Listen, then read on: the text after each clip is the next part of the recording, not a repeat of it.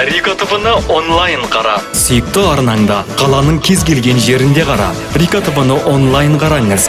3W Рика ТВ KZ сайтында. Рика ТВ KZ сайтында.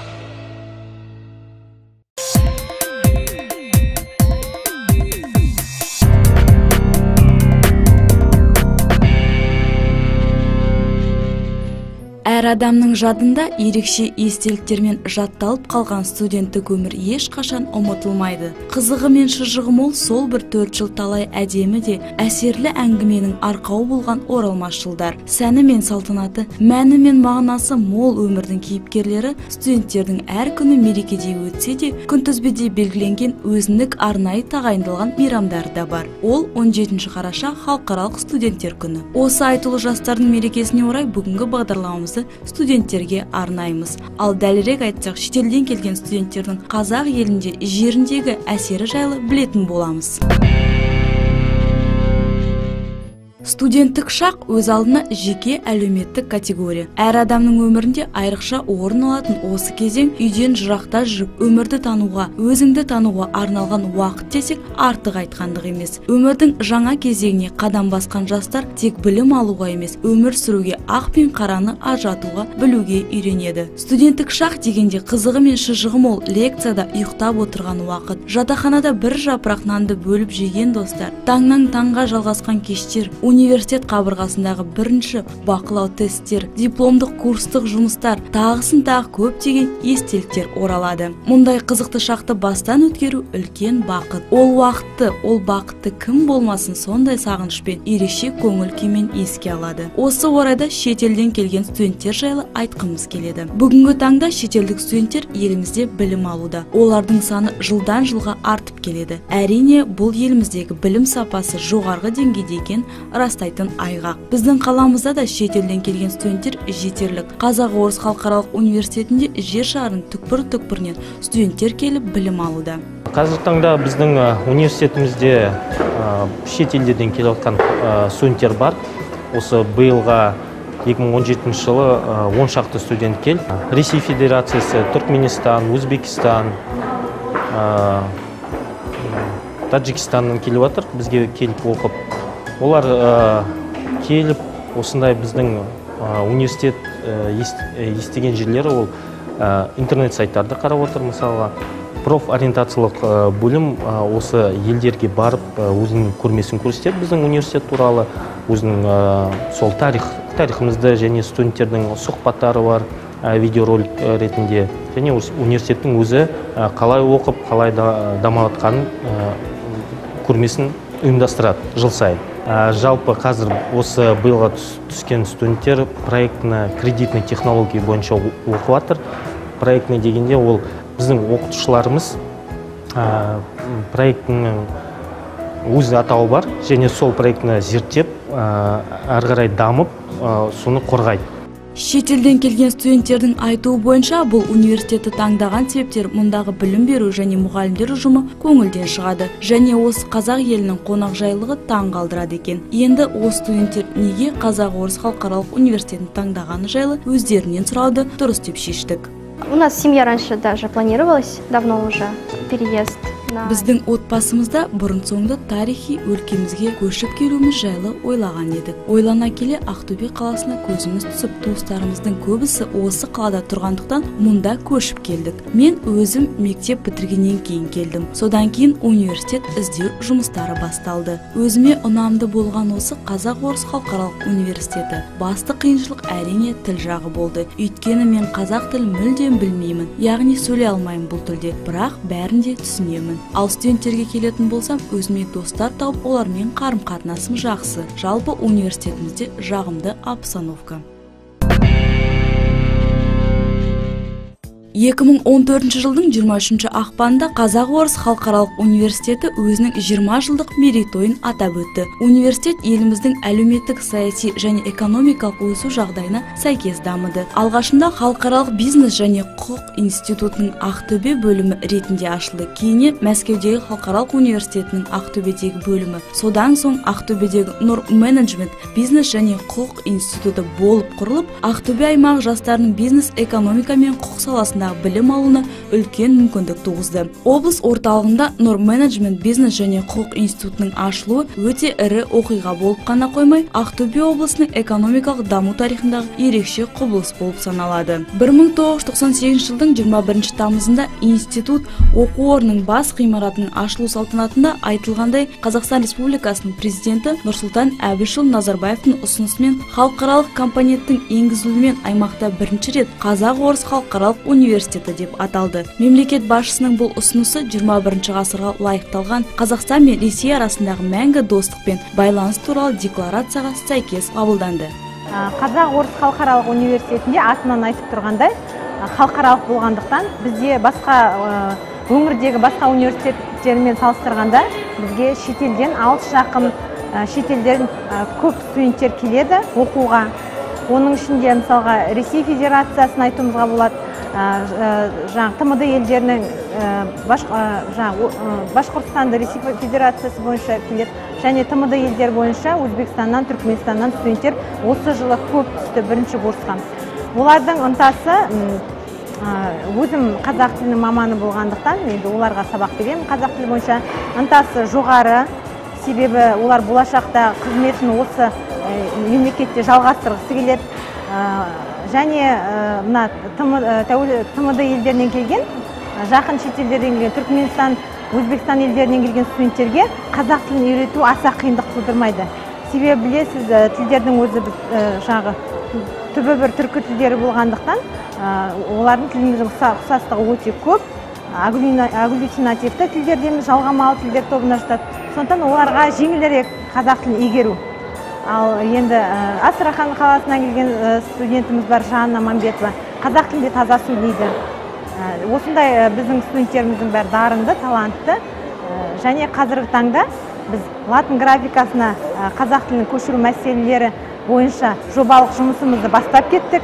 Студенттерге осы жобалармен, латын графикасының кестелерімен таныстырып, сол бойынша жұмыстар жүргізіп жатырмыз. Халтаев Алишер Қазақ-Орыс халықаралық университеті жайында өзінің туған жері Ташкент қаласында білген болатын. Форум аясында еліміздің түрлі оқу орындары өздерін таныстырып, мәліметтер ұсынған болатын. Сол мезетте Алишерге осы университет көңілінен шығып, таңдауын Қазақ-Орыс халықаралық университетіне берген болатын. В данный момент опять проходит такая же выставка. Дәл қазір менің туған жерімде осындай аталып өткенде форум болып жатыр. Менің ойымша, яғни келесі жыл Ташкент қаласынан келген студенттер саны көбейеді. Мен өзім ақылы бөлімде оқимын. 1-2 күн ішінде бәрімен тіл табысып кеттім. Мұндағы адамдар өте қарапайым жандар. Әрине, күннен-күнге олармен татулығым арта түсуде. Негізі Ақтөбе қаласы өте сұлу қалалардың бірі. Маған ұнайды, ұнамайтын бір тұсы бар, ол ауа райы. Алайда ауа райына қарамастан болашақта осында жұмыс істегім келеді. Қазақ-Орыс халықаралық университетінде Украина, Түркменстан, Өзбекстан және Ресей Федерациясының студенттер келіп білім алуда. Олардың құқығы жалпы еліміздің студенттермен теңдей. Яғни студенттердің ғылыми, қоғамдық, мәдени өміріне толыққанды атсалыса алады. Ресей елінен келген Владислав ғылыми жұмыстарға белсенді түрде атсалысатын студенттердің бірі. Своей семьей ездил по разным городам.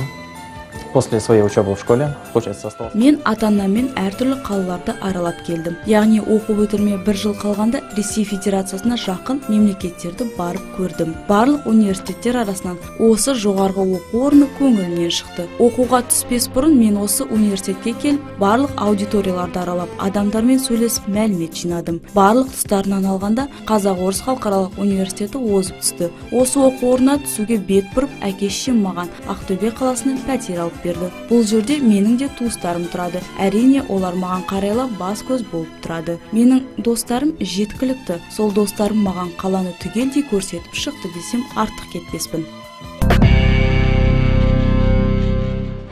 Қазіргі уақытта Қазақстанда 12880 шетел азамат оқиды. Қазақстан Республикасының білім және ғылым министрлігі 2020 жылға дейін шетелдік студенттердің санын 50 мыңға дейін арттыру міндетін қойды. Және шетелдік оқушылар үшін визалық режимді жеңілдету бойынша жұмыс жүргізіліп жатыр. Елімізде білім беруді жетілдіру және насихаттау шаралары аясында Үндістанның Нью-Дели қаласында Қазақстанда білім беру күндері көрмесі өткізілді. Көрме Қазақстан мен Үндістан арасындағы білім беру саласында арасындағы ынтымақтастықты кеңейтуге бағытталған. Іс-шара Үндістандық студенттерді Қазақстандағы жоғарғы оқу орындарына оқуды мүмкіндіктері туралы мәлімет береді, дейді Қазақстандағы Үндістан елшісі Болат Сәрсенбаев көрменің ашылу салтанатында. Сонымен қатар Башқұртстан елінен келген Шолпан, осындай көрмелердің жиі өту бізге Қазақстандағы оқу орындары туралы білуге көп көмегі тиеді, дейді.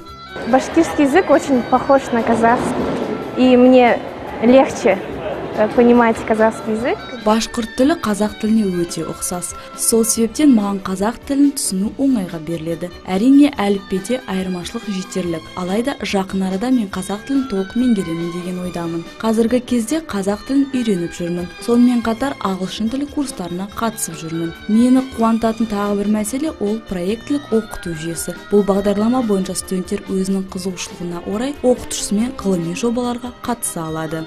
Шетелден келген студенттердің ең басты қиыншылығы бұл тіл мәселесі. Қазақ жерінде оқып жатқаннан кейін қазақ тілін әрине күнделікті жиі естиміз, дейді Алина. Алайда осы мемлекетке қоныс аударғандықтан алдағы уақытта қазақ тілін үйреніп алуға мүмкіндігі мол екенін жасырмай айтты. Родителям здесь предложили работу, а я, так как заканчивала школу, нужно было выбирать университет. Менің әке-шешеме осы қаладан жұмыс ұсынды. Мен сол мезетте мектеп бітіріп жатқан кезім еді. Яғни университет таңдау кезегі тұрды алдымда, және сол таңдауды Қазақ-Орыс халықаралық университетіне тоқтаттым. Ең басты қиыншылық ол әрине қазақ тілі. Мен қазақ тілін мүлдем білмеймін және түсінбеймін, және шыны керек қазақ тілін бірінші рет естіп тұрмын. Адамдардың жылы шырайының арқасында ақырында бәріне үйреніп келеміз.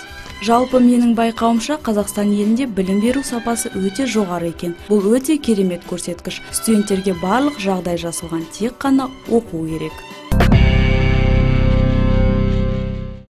Желідегі дереккөздерге сүйенсек, 1939 жылы 28 қазан күні фашистер басып алған Чехословакияның студенттері мен ұстаздары Чехословакия мемлекетінің құрылғанына 21 жыл болғанын атап өту үшін шеруге шықты. Басқыншы бөлімдер шеруді күшпен басып, сонымен бірге медицина факультетінің студенті Ян Оплеталды атып тастайды. 1939 жылы 15 қарашада Яна Оплеталды жерлеу рәсімі қайтадан наразылыққа ұласады. Шеруге шыққандардың көбі қамауға алынған. 17 қарашада гестапшылар мен СССР студенттік жатақханаларды қоршауға алып, 1200-ден астам студент ұсталып, Заксенхаузендегі концлагерге қамалды. Студенттік қозғалыстың 9 белсенді студенті Праганың Рузина ауданында түрме қабырғасына сотсыз дарға асылды. Гитлердің бұйрығымен Чехиядағы барлық оқу орындары соғыс аяқталғанға дейін жабылды. 1946 жылы 17 қарашада Прагада өткен чехиялық студент-патриоттардың құрметіне болған бүкіл әлемдік студенттер конгресінде халықаралық студенттер күні белгіленді. Міне жалынды жастық шақтың мерекесі, студенттер күннің шығу тарихы Екінші дүниежүзілік соғыс кезінде Чехословакияда осылай басталған. Одан бері талай жылдың жүзі болды. Тарихы қандай оқиғамен бастау алған осы бір мейрам қазірде әлемнің түкпір-түкпірінде бар сән салтанатымен аталып өтеді. Қазақ-Орыс мемлекеттік университеті де бұл мерекеден әрине шет қалмады. Осынау мерекеге орай университет қабырғасында студенттерге арнайы концерт ұйымдастырылды. 7 қараша дегеніміз студент болмаған адам кем шығар. Студенттерімізге жаңағы тілейтінім, халықаралық студенттер мерекесінде тек жақсы жоғары жетістіктерге жете берсін, халықаралық деңгейде семинарларға, конференцияларға көрсетіп, бәсекеге қабілетті ұлт екенімізді дәлелдесін дегім келеді. Тек ал оқытушыларға тек жақсы студенттер тілеймін, талантты, ақылды студенттер тілеймін. Шетелдік студенттерге жатақхана мәселесі де қарастырылған. Түркменстан елінен келген Бахадыр осы жатақханада тұрады екен. Жатақханада бір бөлмеде 6 адамнан тұрады. Қазіргі кезде жатақханада 40-тан астам студент бар. Бахадыр жалпы адамдармен тез тіл табысатын және жалпы қазақ халқының ас мәзіріне тәнті екенін айтты. Кешқұрым достарымен ән салып, гитарада көңіл көтереді екен. Наш университет нравится мне, потому что здесь обслуживание. Біздің университет маған ұнайды. Студенттер, оқытушылар бәрі өте мейірімді адамдар. Жалпы байқауымша қазақ халқы мейірімді жандарға толы. Қазақ елінің тағамдары да керемет. Тек қазіргі кезде менің қолым босамай жүр. Сол себептен әлі қаланы аралап қыдырып үлгермедім. Және тағы қолым босап жатса спортпен шұғылдануды жоспарлап отырмын. Қоғамның ашық айнасы, мән мағынасы бүгінгі жастар екені бәрімізге белгілі. Сол себептен мына жастар, сіздер еліміздің болашағысыздар. Қазақ елінің білімді азаматтар болып, биіктерден көріне беріңіздер. Қазақстан Республикасының көк байрақ туы желбірей берсін.